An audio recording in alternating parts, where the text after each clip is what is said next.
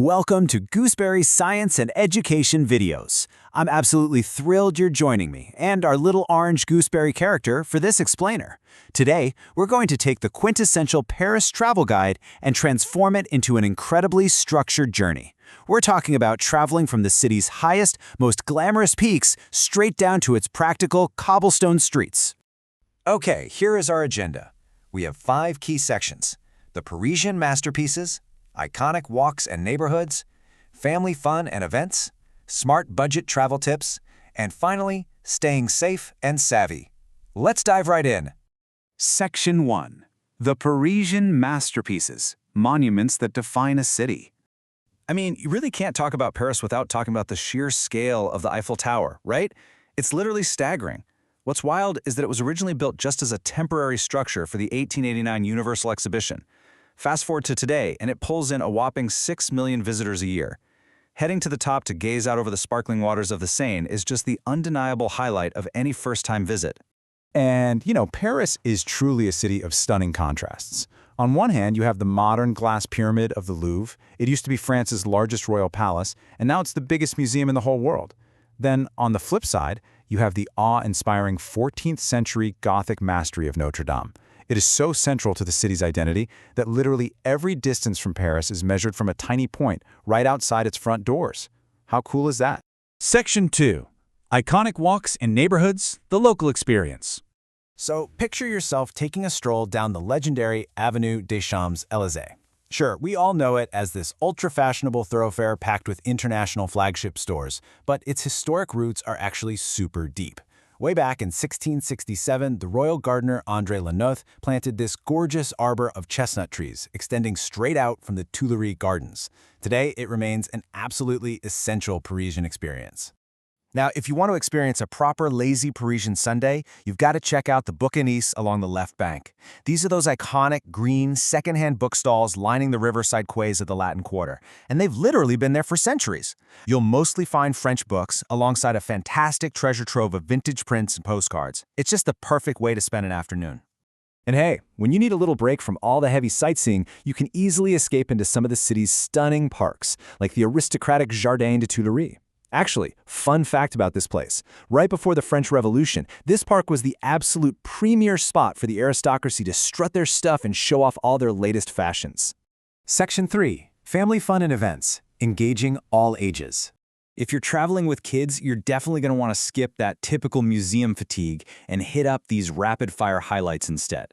The Grand Galerie de l'Evolution is mind-blowing. They've got stuffed elephants and giraffes marching across a recreated savanna, plus this massive whale skeleton suspended right from the ceiling. You could also hit up the Greven for some fun pop culture waxworks, or go old school and sail those adorable miniature boats at the Jardin de Luxembourg. But what if you're a sports fan? Well, if you time your trip to catch the Tour de France reaching its grand climax right in the city's center, you are in for a total treat. It shows off a completely different, adrenaline-fueled side of Paris. Seeing those cyclists just tear through these historic streets brings such an incredible, modern energy to the classic avenues. Section 4. Smart Budget Travel Tips. Exploring Effectively. So, the million-dollar question. How do you experience the City of Light without completely emptying your wallet? Here's the honest truth. A luxurious city like Paris really doesn't have to break the bank. You just need to know exactly how to navigate its ticketing and dining systems before you ever step foot off the plane. Let's strategize your spending. The Paris Visite ticket? That is your absolute best friend for unlimited public transport over a few days. Then you've got the Paris Museum Pass, which is fantastic for skipping those brutal, hours-long ticket lines at over 60 different locations. But keep in mind, it's only a cheap deal if you're actually planning to cram in multiple attractions over consecutive days. If you want to save both time and money, you've got to take advantage of the nocturnes. These are special late-night museum openings. Not only are they often cheaper, but they offer this super quiet, moody, and atmospheric way to take in world-class art. Honestly, it's the ultimate insider secret for dodging those massive daytime crowds. And when you're dining out, keep this specific number locked in your brain, 10 to 15%. Because in Paris, a service charge of that exact amount is usually already baked right into your restaurant or cafe bill. That means you aren't expected to leave some massive tip on top of it. Just leave a tiny extra gratuity on the table if the service was truly exceptional, and you're good to go. Section 5. Staying safe and savvy. navigating the streets. The transit system there is huge, so here is your golden rule. Rely on the metro. It's incredibly simple to navigate once you realize you just need to check the name of the final stop on your line to figure out your direction. On the flip side, steer clear of the RER commuter trains for quick hops within the city center. Their ticketing and platforms can get super confusing really fast. Now, a quick word on safety. Pickpockets definitely frequent crowded spots like the Eiffel Tower and the Arc de Triomphe, so build these habits right now. Guys, never keep your wallet in your back pocket. Ladies, hold your handbag securely in front of you. And late at night, choose a longer, safer route rather than wandering through empty, unlit transit hubs. You especially want to avoid the Les Salles and Saint-Lazare stations after hours. Honestly, just knowing your way into a metro station and doing it confidently goes a really long way.